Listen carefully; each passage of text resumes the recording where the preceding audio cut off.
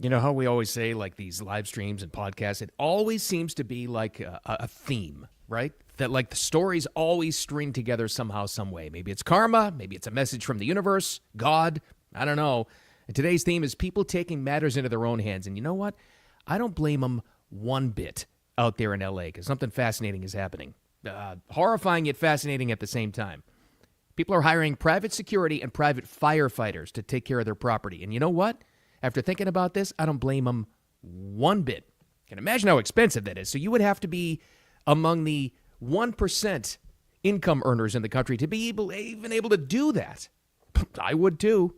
And when the system fails you, you take care of yourself. That's what you have to do in any situation. We'll get into that, whatever. Welcome back in for the weekend, by the way. Thanks for finding me with Wicked Radio. Wherever you get your podcast, the audio version. And thank you so much for the downloads on those, guys. I appreciate it so much. That just means you get an alert when a new episode is out, which is every single day at about 9 a.m. And the 5-star ratings, I really appreciate you. You're so nice. And this lives as a replay, of course, wherever you find it, here on X or YouTube or Facebook. All right, whatever. Let's get into it. Also, we're going to also talk about this. Is TikTok going away? Is the TikTok ban going to be in place? I can tell you, with two 20-year-olds in my house, 20 and 23, that's their main issue. That's their thing. That's their main concern. Are we going to have TikTok? Forget everything else. Well, maybe, but maybe if we redo it, right? And if the buyer we think who's going to buy it is going to take this thing on, can we do it without the stupid conspiracy theories? Maybe, because you got to hear this doozy. We'll talk about that.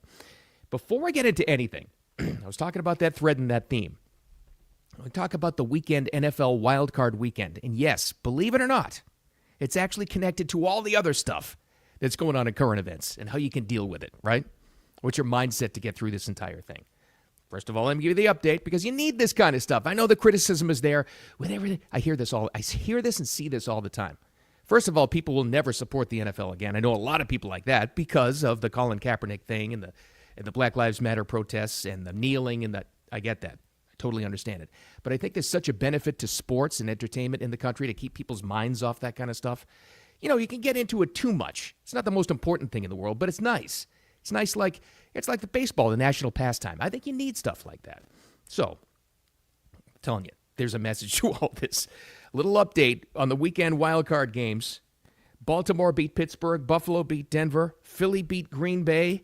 And then last night, I'll give you a little sound if you didn't happen to catch this. It was Washington over Tampa Bay in Tampa, and they're calling it the divisional doink. There's a reason why I'm talking about this. I'll get to it. But anyway. The last time Washington won a wild card game, won a playoff game, was 2005 here. Chance to do it with Gonzalez. From 37 to send Washington to the Final Eight. The Washington Commanders off the upright, and it is in! They doink their way to the divisional round! That's right. They doinked their way. Ball hit the crossbar, but still was good. Washington wins. Does this help them become the Washington Redskins again? There was talk about that about a month ago. I don't know. Who knows about that? But that's where you stand on the playoff games. But wait a minute. Hold on. There's one game that's missing here. Hold on. There's one. Let me see. Yes. The L.A. Rams were scheduled to host the Minnesota Vikings. Might have heard of a couple of events in the Los Angeles County recently. Yeah, so they had to move that game because of the fires, obviously. Now, where'd they move it to? They moved it to, and this is kind of like, it's amazing when you learn about things like this. It's sad that this happens for anybody, obviously. The game's not the most important thing, but, people displaced by it. The NFL has rules put in place on where they're going to move a game when things like this happen. And the contingency plan, set in stone anyway, if something like this were to happen, you move it to Glendale, Arizona. That's where the Arizona Cardinals play. Well, the Rams tonight, because that game got delayed as well, are going to host the Minnesota Vikings in that NFC wildcard game. You know where they're going to have it? In State Farm Stadium. Now, that means every time you watch, if you're going to watch this game tonight, they're going to mention State Farm Stadium in Glendale, Arizona. State Farm, because all the stadiums have the big sponsorships, right? It's endorsement deals and the big thing to get that free advertising. So one of the companies, now Southern Californians will tell you this, the ire, even before this game got moved, the subject of their ire for the insurance companies has been, first and foremost, number one target, State Farm Insurance Company. Irony of ironies. This company is going to get all kinds of free advertising because a game displaced because of fires is getting moved to their stadium. Wow. That's seems cruel in a way. Now, if you work for an insurance company or you know more about it and you're saying that it's not their fault, I agree with you a lot. Really, the blame here is to be placed with the state of California, and they drove these companies out. But still, they did leave. Now, I don't know if this was State Farm, but do you remember this lady? We had this last Monday, I think it was. She snuck back into L.A. to try to save her parents' home because they got displaced and they have no fire insurance. Remember this lady? She didn't say State Farm specifically, but some fire insurance company left them high and dry. This is how it went. 90 years old. That they've lived in this house for 75 years, and they've had the same insurance, and these insurance people decided to cancel their fire. And we're going through this, and it just happened, and they have no fire insurance. Common story. And again, we had that last week. I think it was a week ago after all this stuff broke out. It's a horrifying story. And to be fair, she didn't say it was State Farm, but it's some insurance company that left. They just left them. The insurance companies left their businesses. If they can't do business, if it's so cost prohibitive for them to do business in that state, they'll leave. Florida, where I am, same deal. There's a big concern that these insurance companies, and some already have, bailed. They got out because they can't cover the hurricane insurance costs. Well, they're working on that here. California has driven them out. Absolutely cost prohibitive to do business in that state. Did they leave? Yes, they did. Did the state help them out at all to make sure that their residents can have fire insurance? No, they did not. An irony of ironies, like I said. So that game gets moved tonight to State Farm Stadium in Glendale, Arizona, with all kinds of free advertising. Doesn't seem right. It just doesn't. Tough time to be Jake from State Farm, that guy for the commercials with the red shirt. Well, I tell you, I don't know. Let's hope maybe, you know what? Let's keep an open mind. Maybe tonight, because it's at State Farm Stadium, they'll do something a little extra to help out those people. I mean, there's added revenue and concessions and, I guess, parking for this stadium. Maybe they can take all of that money from State Farm Stadium and donate it to the fire victims. Let's hope so anyway. I don't know. Let's see. Here's the tie-in today to Monday Motivation Mindset. This is what it's all about because you really have to. This can turn ugly quickly, but when the situation around you is ugly, you have to do what you have to do. You just do to protect your own. If the state, and we all know, and this is long established now, has a complete, total systemic failure from every possible angle, didn't clear the brush, the reservoirs were empty, complete incompetent leadership in every single department. Now, the firefighters and police and first responders on the ground are fantastic. Can't be any better. They're heroes. But their leadership is garbage. And their state leadership is crap. And now did you see this over the weekend? Doing nothing but passing the buck. Gavin Newsom, I don't know what happened. Yeah, I don't know. I don't know what happened there. And now the firefighter agencies, the leadership, the three ladies we were talking about on Friday, they're all blaming each other and people are getting fired. Well, that leaves normal people in the lurch. Now, not everybody can afford this, but this is happening. This popped up in horrible situations. And I think, sadly, you would see this in some sort of a like apocalyptic kind of situation. Let's hope it never gets to that. But people take care of their own to stop looting and to stop arsonists. Sure enough, right on schedule, it's happening in Los Angeles with a lot of controversy. But I'm here to tell you, I don't blame these people one bit. I just don't, because I'm here to tell you, and I'll say it flat out. If I was an LA resident with the means to do so, you damn right I would hire private firefighters to protect my home and security if I could. Oh, not even, I don't even want to think, no hesitation. I'd do it in a moment. But those people are being criticized because the criticism is that it's taking resources away from the general public. Not the case in what I looked up. A lot of these firefighters that are being hired, reportedly, are ones that got fired from the department or are retired already, and they know how to protect their homes. That's the situation. I have no problem with this whatsoever. None. And in the security aspect of this, even less of a problem. If I could, again, if I was in some area where there's a complete systemic breakdown on the state's part, and I had the means to hire somebody to protect my house and my life, of course I'm going to do that. And you know what? You should too. When it comes down to it, that's your Monday mindset. You have every right to protect you and yours. Absolutely. Especially when things like this happen. Did you see this one? Now they've got, well, this was confirmed as of this morning, by the way. This was a little bit of breaking news. The ICE agency confirmed that one of the arsonists that set the fire, I think this was the Kenneth fire, they all have names out there, was an illegal immigrant, for sure. And they know that arsonists are there. They've caught him. On Friday, we had the story about the citizens that caught an arsonist, some sicko with a blowtorch. Okay, if that's happening, yeah, I'm going to protect my own. Yeah, sorry. And I don't feel bad, and you shouldn't either, about doing anything to protect you and yours when the system around you that's supposed to protect you doesn't do it. How about this one? Firefighters over the weekend, this one was on Sunday, caught a guy dressed up as a firefighter somehow. How do you get the gear? Setting fires. Listen to this doozy. But when I was out there in the Malibu area, I saw a gentleman that looked like a firefighter, and I asked him if he was okay because he was sitting down. I didn't realize we had him in handcuffs. We were turning him over to LAPD because he was dressed like a fireman, and he was not. He just got caught burglarizing a home. So a looter caught by, and that was a fire official, caught by the LA Fire Department as the bad guy was in fire gear, so he could slip past whoever might catch him, the police, whoever, to rob these people in their lowest moment.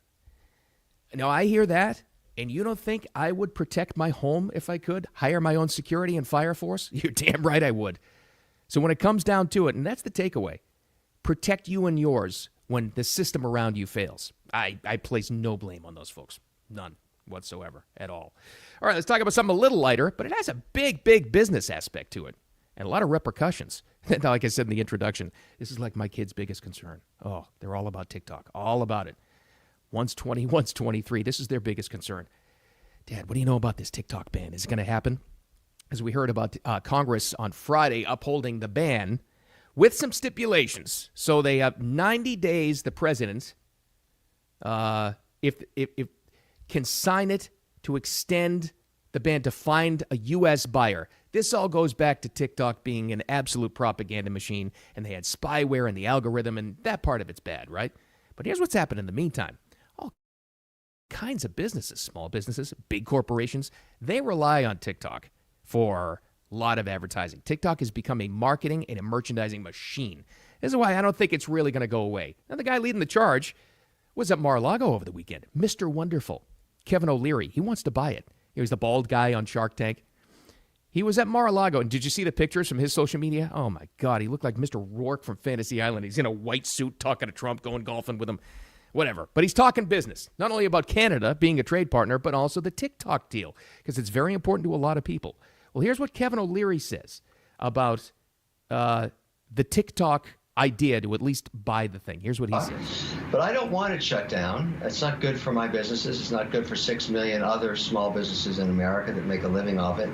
We just need to take out the onerous piece, the spyware.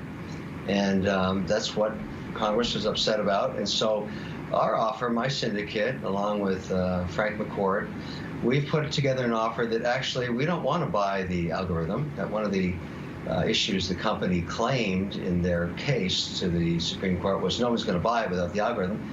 That's not true. We'll buy it without the algorithm because we can't use it. That's spyware. I don't know how much time you spend on TikTok if you get younger people that actually do, but by God, is this thing brilliant. It just is. This is why I was so against TikTok a couple of years ago, because it was just, and it was at first, it was just a propaganda machine run by a company, this ByteDance, that's run by the Chinese Communist Party. I mean, that's a fact. That's what they found out. But what got the congressional ban to take place was they found so much spyware, like stealing information in there, and it's just bad. It just is. But like I said, here's what's happened. Companies have figured out how to use it. There's too much involved here. It's a huge marketing machine. So they're going to be behind keeping a U.S. element of TikTok around, right? Like Mr. Wonderful, Kevin O'Leary said right there. Here's what has happened during the election. Trump, as a marketer, figured out how to use TikTok brilliantly. I mean, he had a huge, huge following on TikTok and still does. Figured out how to use it. He doesn't want that thing to go away because kids like the two that I talked to, young adults, that I just mentioned there, my kids who are 20 and 23, do you think they're watching mainstream news? You think they're online with CNN.com or MSNBC or CNN? No, they're not. They and almost everybody else in their generation, and a lot of us as well, that's how they get their news. TikTok, Instagram, whatever Facebook becomes, all of it. That's the future of information and the present of information and how they do it. It's too important of a messaging machine. I don't think TikTok's going away. We just got to get the right people to buy the thing and make sure it's there.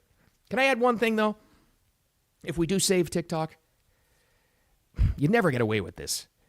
Can we do some sort of a filter on it that filters out the morons who spread the worst of the conspiracy theories? Actually, I don't think that's going to happen because listen, you know I'm all about free information, right? Love it, right? Not only free speech, free information for everybody. Well, it's kind of like that Spider-Man thing, with great power comes great responsibility.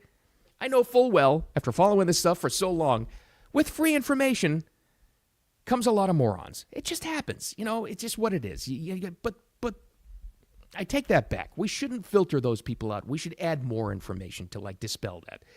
Here's a perfect example. Have you heard about the Golden Gate Bridge hysteria on TikTok? So here's the background. Somebody, I guess a few people, went on their TikTok channels. They were on a flight out of San Francisco, and the pilot had said, and folks, out the window is the Golden Gate Bridge. Take one last look while you can, and we'll be on our way shortly, and this and that. So these dopes on the plane said, one last look. Is something happening? Oh, my God. And that spread to other dopes, and then some other dopes got a hold of that, and they all came up with their dopey theories. And like I said, with free information, stupid things happen. Well, here's what led to that. Not to be an alarmist, but is something going on with the Golden Gate Bridge? I feel like something's going to happen with the Golden Gate Bridge. I've just gotten 3 messages about the Golden Gate Bridge. What's going on? Is something about to happen or happening? I saw 3 videos of people on an airplane where the pilot told them to look out the window at the Golden Gate Bridge. It might be your last chance. There were so many comments like this one, but I was just saying that the plane was flying away from the Golden Gate Bridge, so it was the last time we were going to see. So the pilot is leaving. They're leaving San Francisco area. Folks, take one last look at the Golden Gate Bridge. That's what led to this hysteria. Free information leads to a lot of dope. So we're just going to have to deal with it, I guess. I don't know. We'll see. All right. We'll see tomorrow what the result is of State Farm getting all that free advertising for that game getting moved, ironically and tragically. We'll talk about that tomorrow as well. And President Trump is supposed to be going out to L.A. What's the messaging going to be on that to talk to the citizens? Oh, the Democrats aren't going to like that, are they? Because he's not even president yet. One more week and he's already acting presidential.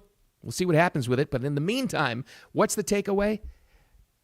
Feel no guilt whatsoever. When the system collapses around you, like in California, feel no guilt whatsoever about taking whatever means necessary to protect you and yours.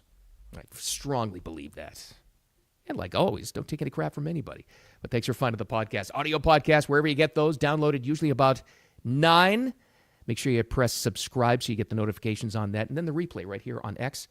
Get verified, as well as YouTube and Facebook now as well. All right, with all that said, thanks for hanging out with me. And we will talk to you tomorrow.